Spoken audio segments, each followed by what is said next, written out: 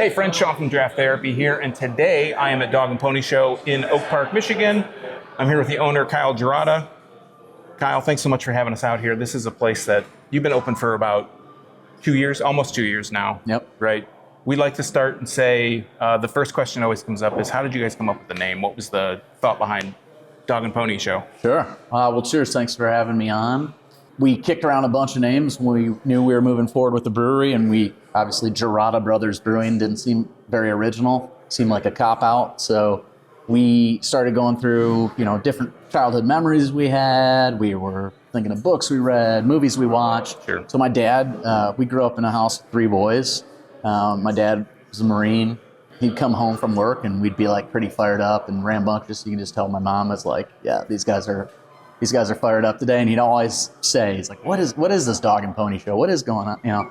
And so when we started going back and forth, as soon as we said Dog and Pony Show, we knew that's where we were going with it. Instantly clicked. Mm-hmm. And there's a lot of things in here that kind of pay homage to Dog and Pony. I was telling John when we came in here that you have all the hooks along the wall, alternating dog and horse and dog and horse and dog and horse. The wallpaper in the bathroom is like all the dogs. Where can I get that wallpaper from my house? Yeah, my wife did all our decorating. So credit Stephanie. She picked out, and she likes those little touches, those little fine details, as you would say. And then my cousin those are actually our dogs sketched on that wallpaper. Oh, really? Yeah, so we cool. sent all pictures of like family dogs to my cousin, Colin, and he sketched all these out and made like basically one we could reproduce over and over in the wallpaper. And so those are our dogs sketched on the wall in the bathroom. That's awesome. I didn't even, looking at it, just looks like a tiled kind of wallpaper set. And you're like, oh, I wonder where they got that from. Mm-hmm. That's a cool touch that it's actually your guys' dogs. Yep. Puts a little bit extra spin on it. Yeah, it makes it fun.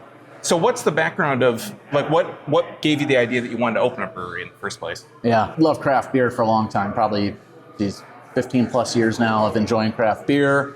I can remember going out to the west side of the state right when Founders early on was opening and moving into the new location. I can remember, I just remember too, like I always liked, I never really enjoyed like a Bud Light. Like I would enjoy like a Boddington's or a Guinness or a different style, something with a little bit more to it. Newcastle or a Harps or something that, not just straight down the center macro 100%. stuff. Yeah. And I think that, along with just over time, the way craft beer kind of caught me over the last, 10, 15 years ago, been the reason we wanted to do this. Yeah. My brother is our head brewer, my youngest brother. So he was learning, he'd done a lot in cider at the time, and he was learning brewing. We, of course, were home brewing like everybody else, goofing around with home brewing. And then I just told him, I'm like, keep learning all you can. And, at some point, we're going to open a place. And so, fruition. Yeah. Do you guys have, I didn't even notice that if you have ciders on tap here. Yeah, we do have it. We have one cider on tap right now, made with all Michigan apples, Spy and Mac. Okay. And we'll always have at least one house cider on for sure. Makes sense. You got somebody that knows what they're doing. No question. I think that sometimes it's nice to have something that's not just beer. Because when you bring somebody here, you bring a spouse or a friend or somebody, we all know somebody that's not super into craft beer, and you want to take them to a brewery, and it's like, what kind of beer will I like this time? But cider's kind of a known commodity. Yeah, and I think it has good qualities like wine too. Our cider's a little more dry. Okay. So I know we get a lot of compliments on it from people that like white wine and drink. So it's a nice add to have, like you said, because we do have a pretty diverse selection on the tap board, but you never want to alienate, or you try and get as many things for people as you can. Yeah, just something for everybody. Exactly. A little something. I've read kind of in the past the connection with Cycle Brewing in St. Pete. What's the St. Petersburg, Florida? Yep. For those that don't know St. Pete is. What's the connection there between you guys? Yeah, so Doug Dozark's the owner of Cycle Brewing in St. Petersburg. Prior to that, he brewed with Oscar Blues. He brewed with Cigar City. So I met Doug as a friend probably 10, 15 years ago. Okay. We kind of just became fast friends through conversation. He's actually from Iowa. Oh, all right. And me being from Michigan, when we met, we were talking some Big Ten smack right away, some Iowa, Michigan football smack right away. We just kind of became fast friends. And at one point, I just always would ask him, like, do you want to grow? Or are you taking on investors? Because at the time, in the craft beer boom, Cycle was they're still huge, but a huge name, especially in the Florida area. Yeah. So he said, no, I'm really comfortable with the size we are, but we really need to consider opening a brewery in Michigan. And then, fast forward to obviously my brother Josh meets Doug, and we're all talking, and that's kind of how it all came to be. So our brew house, we have a 7.5 barrel, 3-vessel open top brew house. Mm-hmm. We bought that from Cycle Brewing. Oh, okay, cool. So it was repurposed. Yep, 100%. So Doug obviously grew and has expanded over the years. He has a 15 barrel brew house now. And so it worked out perfectly. He's like, yeah, I have my old brew house. You know, we're going to get you that. And that was specially designed for him at the time to make his stout, which is a rare dose, or the DOS stands for Doug's Original Stout. Okay. Yep. So that's our connection with Doug. We go down to St. Petersburg the last 2 years now because we've 2 years open. He's nice enough to, he's never let anyone pour as a guest tap at BA Day, which is his barrel age festival. Right. We've been able to pour the last 2 years there. He comes up for the 2-year anniversary and he usually brings us some beer so everybody can try some Cycle. Yeah. That is the connection. He's really, what's nice and what I think is really overlooked is that he is really given back to the industry. I mean, he flew up and spent 12-hour days with us building the brew house and showing us what we needed to know on the system so we could make the type of beer we wanted to make. I don't know if it's just me, but I've noticed when I came here, it's the second time I've been here, and when I came the first time, one thing that it almost has the vibe, this tap room almost has the vibe of like a Florida style brewery where it's open, kind of can be airy when weather permits. And the other thing is the beer is actually like that Florida style. If people aren't aware, Florida has a specific kind of style. I think it's because the heat can be so oppressive and so much humidity, where it's full flavored, but it's like it's lighter body than you expect in a refreshing kind of way. Did that have an influence on the beer that you guys produce here? I think definitely in our IPAs. We talk about this a lot. I've always enjoyed some of the Florida IPAs. Specifically, one that Doug made was Crank. That's I believe one of his what I would call staple beers.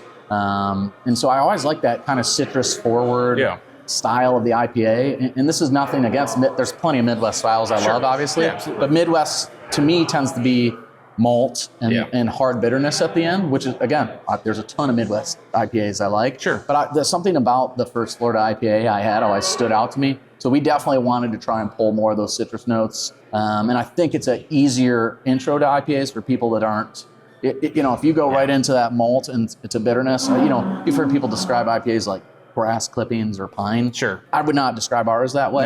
No. And again, I think that's because of those bright citrus notes you get from the way we do our IPAs. So, well, it's also kind of, you hear people say, I think we talked about this. We did a video with Agma and we said something, people say they don't like dark beer. Right. And it's like, that's like a big range of styles. It's not just stouts or brown ales but you have dark lagers, you don't really have dark IPAs, but stouts, porters, lagers, you know, I don't know, some people might consider some Belgians to be dark style. So it's interesting to kind of push sometimes yourself and other people out of their comfort zone, or maybe introduce them to something that they're not super familiar with.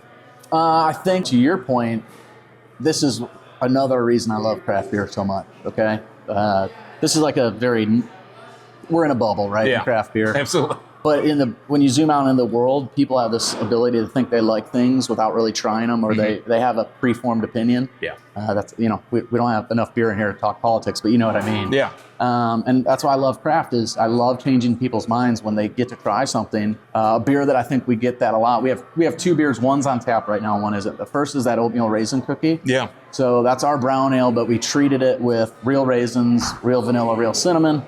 And people try that and they're like, I don't normally drink dark beers, and I love it, which is great. Yeah. And we also have a coconut porter that is not on right now. It's called Coconut Prophet. Yeah. So those 2 beers right away, when people go, I don't normally like dark beer, when they try it, they go, but I like this. Well, the thing that's crazy about that Oatmeal Raisin cookie, I had to look at what the percentage is. It's 5.8%. There's so much flavor in there. Sure. It's not, that was one that I had when I was here last time. It kind of, you expect when it's that low of ABV to obviously have that oatmeal raisin, you know, that's why it's called that. So you're expecting to have that, but to have so much of that flavor in such a low ABV beer, it really kind of changes your idea of what you think it's going to be. Yeah, not every dark beer has to be 13, 14%, and those beers are fun too, but it's nice to just have a clean beer that gives you the flavors that it's described sometimes. And honestly, we love our classic styles here. We have my favorite, or the beer I've drank the most of, is our Pilsner.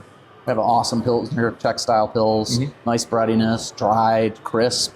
And it's just funny, I find myself, over the years I've gone through this cycle, I still love all the different beers, but, you know, barrel-aged beer got me to bourbon and whiskey. But now I find myself these days kind of mixing between IPAs and lagers, drinking smaller portions of the barrel-aged stuff. Yeah. Our sours have been really popular, and some of our sours I love, and they're super refreshing. And a lot of our sours, I think, have brought or bridged that gap with people like, I don't normally like beer, and then they try something we have on tap, and that's like, oh, I like this though. Yeah. And I'm like, well, you're drinking beer, so. It kind of changes the expectation sometimes. When people aren't familiar with it, you say, well, try this out. And they actually, they're open enough to try it and they like it. You're like, this opens the door, like you were saying, to all these different styles. Yes. So when we talk to people, we always hear them say that, they're big fans of lagers, pilsners, or those, lagers, I guess, would be the grand umbrella of everything. Sure. Do you notice more people season after season are coming in, more and more people are coming in to try pilsners, lagers, those types of things, or is it still mainly an IPA crowd? There's a adage or staple. I think brewers are judging other brewers by what is going on with pilsners, lagers. So they come in, and another brewer would try someone's pilsner, and you can't hide anything in a pilsner or lager, right? Our number one selling beer last year was our Kernel Lager, which is just a corn lager. Okay. Beautiful beer, drinks great in the summertime, drinks great in the winter, drinks great with hot food. It's just a beer that you can drink. And that is one thing I still think in beer, and I think about this a lot. If you have a barrel-aged stout, I'm limited in how much of that beer I can, at least me personally, on the wrong side of 40, That being said, I can have 3 or 4 pilsners and lagers and enjoy them. Yeah. And I like to be able to drink beer sometimes. So I think that is the appeal to it. It was our number one selling beer last year, but we still get a ton of hype from our barrel-aged stuff, a ton of hype from our sours and our, specialty beers, our oatmeal raisin cookies. So when I go to a brewery, sometimes, it might be, if it's a local place, it might be a place that I get to visit often or repeated tries or someplace that's close to me. But when you go someplace and they have multiple lower ABV beers, specifically lagers and pilsners, like you said, I'm going out because I want to have a few beers, So it's nice to be able to have a few kind of lighter beers just to, you can keep up with your friends, or you can actually have a conversation with your friends where you're not pounding these huge barrel-aged beers or high triple IPAs or whatever it is. You're like, okay, I had 2 and I got to get out of here. Yep. What are some of the plans that you have for the second anniversary and for the rest of this year, for 2023? Yeah, so 2 years. Time has flown for us. We opened post-pandemic, kind of right as they released the mask mandate or changed the mask mandate and capacities, and we opened our doors. The first day we opened, we had 5 beers on tap, and we had like a 1-hour wait to get in all day. Oh, yeah. Which was a great sign. We knew we had chose the right area. We thought that from the beginning, but it's just kind of proven itself. So now we have 13 beers, 14 beers typically on tap, sometimes more, but always usually 12. And I think this year, as we're going into year 2, on June 17th, Saturday from 12 to 5, we'll have a ticketed event. It's our 2-year anniversary. All your beers are included in the event. We have some special barrel-aged stuff that day. We'll have some guest stuff on tap that day. The idea for this year, our big hope is we're trying to get a canning line. Okay. We're not worried about distribution yet. That's not really the goal, but we do want to be able to, you come in here and, like you just mentioned, also be responsible. If you have 2 or 3 beers over the period of time that you're here, you're gonna be able to regulate yourself and say, hey, I'd like to take some of this home. Yeah. Because that's the other thing. You can't work through all 13 of the beers on our tap list and get out of here without an Uber, right? So in year 2, the canning line would be a big win for us. That's something we definitely want, is the canning line. We're going to continue to push the boundaries with our stouts and stuff we're doing.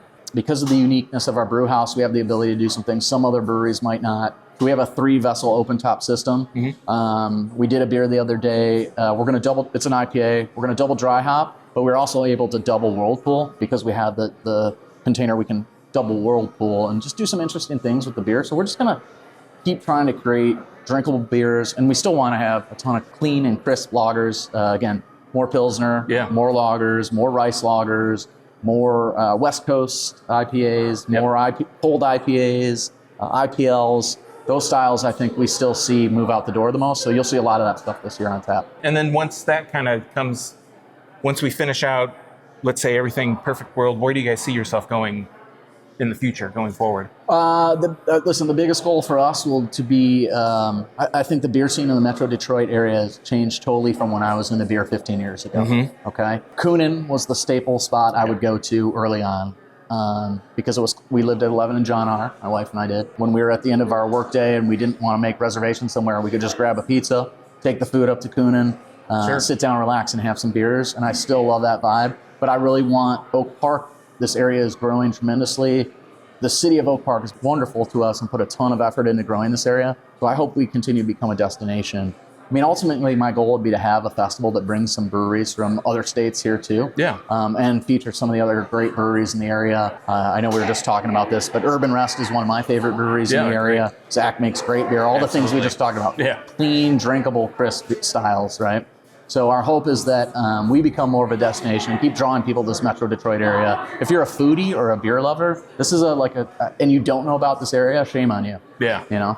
Driving by here, you noticed, I drove by during your first anniversary and the doors were up and you saw just tons of people in here. Yeah. And I didn't realize, number one, I didn't realize you're right on 11 Mile, but then once I passed, there's this whole block, this whole area, specifically this block is all full of different, businesses, other drinking establishments and whatnot. So it's a cool kind of, like you said, it's a nice destination. It's developing or building up a destination where you're like, hey, rather than go to, I've talked about it before, but St. Clair Shores, they have the three or four breweries there, actually 4. You think of Ann Arbor, they have all this place. Detroit obviously has all the places right downtown, Midtown, all the different areas of Detroit. It'd be really cool to see Oak Park kind of blow up into that, where you could just, hey, let's spend the day out in Oak Park and check out these different breweries in the area. I think even with what you mentioned there, it's nice. Right next door, we have a coffee shop. Mm-hmm. We have a couple restaurants opening at both ends, towards Coolidge, towards Greenfield. Mm-hmm. We have an additional brewery. It's just nice that there's a reason to come out here, and that benefits everybody. All businesses benefit from that. Yep. And we also try and incorporate all those things as much as we can. So it's not coincidence we use Michigan apples in our cider. It's not coincidence when we do our harvest ale, we use Michigan hops and Michigan grain. We try and incorporate that stuff as much as possible, not just what's in this area, but what's in Michigan, because we do love Michigan. And even next door, our coffee shop right next door this year roasted our coffee for us for our coffee and coconut stout. So it's just nice to incorporate the local people that are doing the same thing. Yeah. And then that way when you come in, it's, you can do your workout in the morning at the fitness place. You can grab your cup of coffee after, and later in the day you can come back here for a beer. So that's a cool community vibe to have, or at least to live in, right? Yeah, and it also adds character to your spot. You're using Michigan ingredients and having people around here that help do it. It adds kind of a sense of pride to the work that you do. Yeah. It's not just yours, but it's everybody in the communities to kind of come together. And like you were saying, a high tide lifts all boats, right? So anything that can bring more people in to kind of share the pie together, no question, helps you guys out. Yeah, and then that's the other thing, right? Is then everyone becomes the advocate for you. It's the only thing, it's nice to get good reviews and compliments. We appreciate that stuff, but nothing is a bigger compliment to your business than when some other business recommends it. Yeah. And so that's a great way. We feel like the networking with other businesses that help us, and it's a great way to get people in and say, hey, this is the place we want to stop at. Yeah. You got anything else in your gin barrel coming up? For selfish reasons? Yeah, we did some really experimental stuff. So I mentioned pushing the boundaries with beer. We ordered some gin barrels. We're lucky enough to have Valentine's. So again, no knock to any other distillery in the area. I just think Valentine's is making maybe arguably the best bourbon and spirits in Michigan. And they're right down the street from us. So we use some of their gin barrels. Mm-hmm. We also grabbed some orange bitters barrels, and we used a cider we did called Gin Craze. It was orange bitters and gin, blended those two together, and it gives this dry, crisp, citrusy, it tastes like a cocktail, really, because the cider's so dry, too. Yeah. So we'll have more of that coming next year. We also did a stout that we aged in cocktail bitters, so Angostura cocktail bitters. Mm-hmm. Now, this one was a little more divisive. I loved it personally, but it's spicy. It has black licorice. It's boozy. Oh, yeah. We also put some Luxardo cherry and vanilla in it. So again, it's a beer I love, but that was by far most of a diverse of beer. I had some people come in that do not like black licorice, and they're like, yeah, this one's just not for me. So. Yeah, I think that's one of those kind of you like it or you don't kind of flavors. There's not usually too much gray with black licorice, but sounds pretty good to me. Yeah, it was solid beer. So yeah, more gin stuff coming for sure. Is there anything else you wanted to add? I think we talked enough about the 2-year, but June 17th, Saturday from 12 to 5, you can go on dogandponyshowbrewing.com. Mm-hmm. The tickets that day are going to include your beers. We'll have music. We'll have, the only thing you'd have to pay for is food. And then obviously we want everyone to be safe and make sure they're getting a ride share or safe transportation home. Right. Because we'll have some great stuff on tap that day. We'll have beers from Cycle. We'll have beers from Dog and Pony Show. And then your gift, your parting gift that day will be a 2-year anniversary barrel-aged beer that we did. Oh, nice. We're not going to sell it. It'll be on tap only for the festival, and then you get to leave with for the people who bought tickets. Yep. So right, make it a fun experience. Yeah. And last year, I think we had 300 people. This year, we're hoping for about 400, 500 people. So. Yeah, like I said, driving by here and seeing all the people, I was with my kid, and I'm like, I can't really stop in, but there were just so many like, holy shit. Like, I didn't realize that it was going to be like that crazy. All right, again, thanks to Kyle from Dog and Pony Show Brewing Company out in Oak Park, Michigan. Closest crossroads are 11 Mile and Greenfield. If you see the Oak Park Water Tower, can't miss it. So until next time, I'm Sean from Giraffe Therapy. Thanks for stopping by. Remember, drink craft beer, support your local breweries like Dog and Pony Show, and until next time, don't forget to treat yourself to a little Giraffe Therapy. Thanks for having us again. Cheers. Cheers.